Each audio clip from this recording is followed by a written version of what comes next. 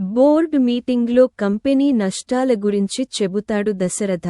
దాంతో జ్యోత్స్న మాట్లాడుతూ, ఈ నష్టాల నుంచి కంపెనీని బయటపడేయాలంటే సీఈఓగా నేనొక డెసిషన్ తీసుకున్నానని చెబుతుంది.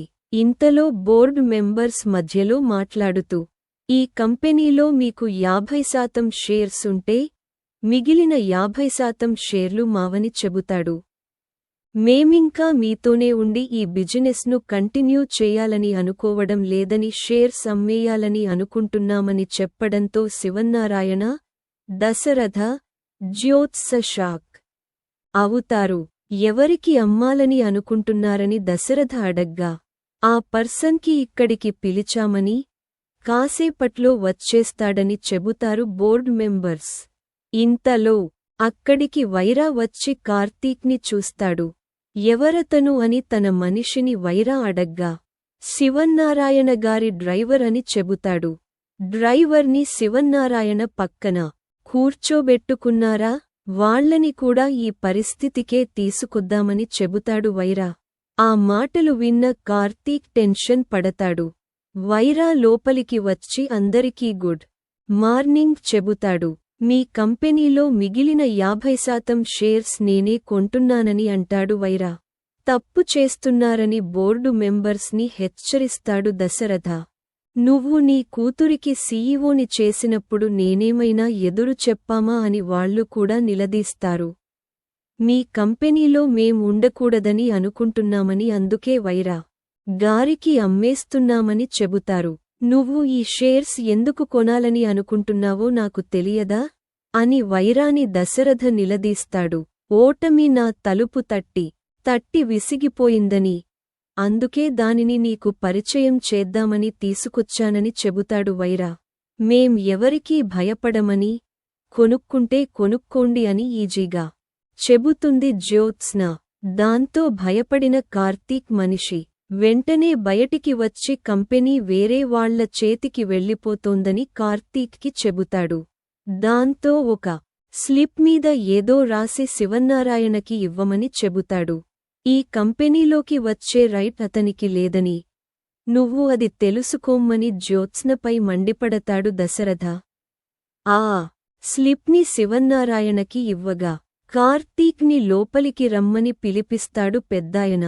బావ ఇక్కడికెందుకు అని జ్యోత్స్న అడగ్గా, నేను ఈ కంపెనీకి చైర్మన్ని, ఎవరిని పిలవాలో ఎవరిని వదులుకోవాలో నాకు బాగా తెలుసని అంటాడు శివన్నారాయణ.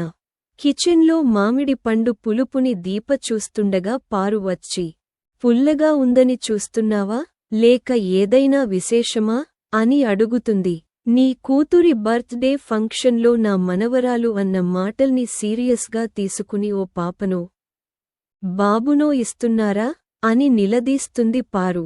ఇంతలో సుమిత్ర వచ్చి వేరే వాళ్ల వ్యక్తిగత విషయాలు మీకెందుకు అని మండిపడుతుంది. మనింటి పనిమనిషి యోగక్షేమాలు తెలుసుకోవడం యజమానులుగా మన బాధ్యత అని అంటుంది పారు. కంటికి రెప్పలా చూసుకునే భర్త ఉన్నాడు, పువ్వులో పెట్టి చూసుకునే అత్తగారుందని మాట పడకుండా చూసుకోవడానికి మేనత్త ఉందని చెబుతుంది సుమిత్ర. దీప నెల తప్పితే మనం కూడా సెలబ్రేట్ చేసుకుంటాం కదా అని అంటుంది పారు. దీప నీ ఆడపడుచు కోడలు, దీప నీ మేనల్లుడి భార్య కాదా, ఆ లెక్కన చూస్తే దీప నీ కూతురి వరసేనని చెబుతుంది పారు. రేపు అంతా ఒక్కటి అయిపోయి ఒకే ఇంట్లో ఉంటారేమో అని అంటుంది.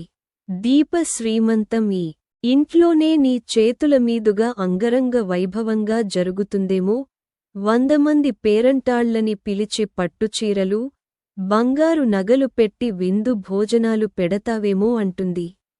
ఆ మాటలతో దీప చాలా సంతోషిస్తుంది. మీరన్నవి జరిగితే నేను ఆపలేను, అలాగని జరగకూడదని నేను కోరుకోను అంటుంది సుమిత్ర.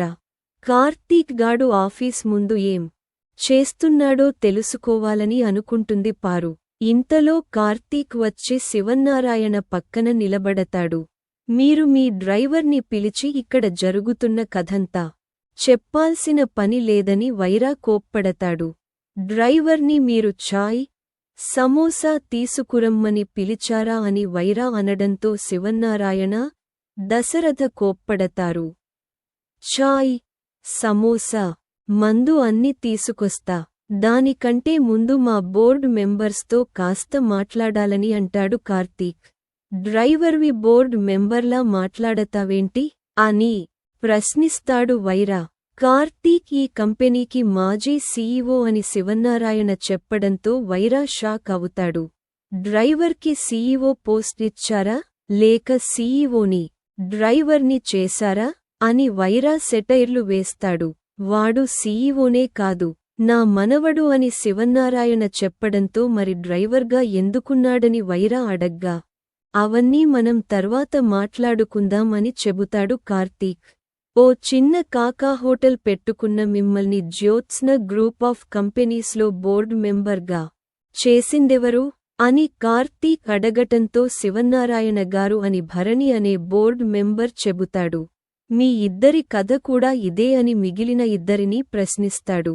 కార్తీక్, మీ తాతగారు మాకు ఒక ఛాన్స్ ఇచ్చారు కాబట్టి మీ మరదలు కంపెనీని రోడ్డుకు ఈడుస్తున్న నష్టాలు భరించాలా అని ప్రశ్నిస్తాడు. బోర్డు మెంబర్స్, మీరు బయటికి వెళ్ళిపోవడానికి మాకు అభ్యంతరం లేదు, కానీ మన కంపెనీ రూల్స్ ప్రకారం ఈ విషయానికి ముందుగా చైర్మన్ గారికి చెప్పాలని అంటాడు కార్తీక్. బోర్డ్ మెంబర్స్లో ఎవరూ షేర్స్ కొనమని చెప్పిన తర్వాతే మీరు బయటివాళ్లకు అమ్మాలని అంటాడు కార్తీక్. శివన్నారాయణ గారు కొనను అని చెప్పారా? మీరు ఎవరికి అమ్ముతున్నారో ఆ మనిషి గురించి బోర్డుకు ముందే చెప్పాలని, అంతా ఓకే అన్న తర్వాతే ఆ మనిషిని బోర్డు మీటింగ్కి పిలవాలని చెబుతాడు కార్తీక్. బోర్డ్ రూల్స్ని అతిక్రమించడం క్రైమ్ అని కార్తీక్ బెదిరించడంతో బోర్డు మెంబర్స్ భయపడతారు. మీ మీద ఇలాంటి అభియోగాలు వస్తే రెస్టారెంట్ ఓనర్స్ అసోసియేషన్స్ నుంచి మిమ్మల్ని తీసేస్తారని, అప్పుడు మీరెక్కడా బిజినెస్ చేయలేరని, కనీసం కాకా హోటల్ కూడా పెట్టుకోలేరని అంటాడు కార్తీక్. మీ వెనుక నేనున్నానని వైరా చెప్పడంతో బోర్డు మెంబర్స్ వద్దు అని చెబుతారు.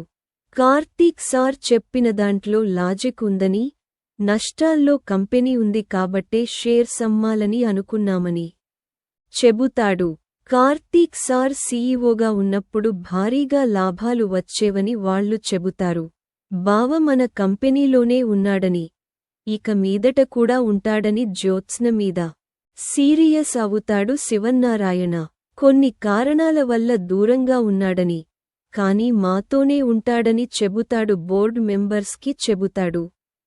కార్తీక్ సార్ ఉంటే మాకు ఏ అభ్యంతరం లేదని బోర్డు మెంబర్స్ చెబుతారు. ఈ షేర్స్ మేం అమ్మాలని అనుకోవడం లేదని చెప్పడంతో బోర్డు మెంబర్స్ పై వైరా ఫైర్ అవుతాడు. అందరి ముందు నన్ను ఫూల్ని చేశారంటూ జ్యోత్స్న కోపంగా వెళ్ళిపోతుంది. కంపెనీని కాపాడినందుకు కార్తీక్కి శివన్నారాయణ థాంక్స్ చెబుతాడు. ఆ వైరా గాడిని బయటికి గెంటకుండా